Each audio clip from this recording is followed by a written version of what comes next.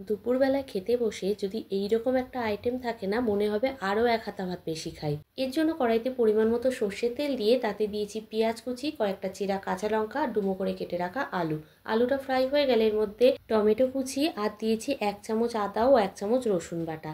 তারপরে সব কিছু আবারও কিছুক্ষণ ধরে ভেজে নিলাম যাতে টমেটোটা নরম হয়ে যায়। তারপরে ডুমো করে কেটে রাখা বেগুনটাও দিয়ে দিলাম। বেগুন তোমরা যদি না খেতে চাও তাহলে সেক্ষেত্রে স্কিপ করতেই পারো।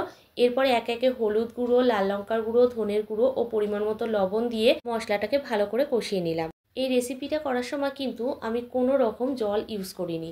এবার এর মধ্যে দিয়ে দিচ্ছি মাছের তেল। মাছের তেল দেওয়ার পরে ভালো করে একবার সব মিক্স করে নিলাম। আর দেখো এর থেকে কিছুক্ষণের মধ্যেই জল ছেড়ে আসবে অটোমেটিক। আর সেই জলে কিন্তু আলু আর বেগুনটা ভালো মতো সেদ্ধ হয়ে যাবে।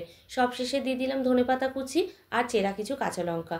তৈরি হয়ে গেল মাছের তেলের রেসিপি। কেমন লাগলো অবশ্যই জানিও, আর চ্যানেলটা সাবস্ক্রাইব করে পাশে থেকো।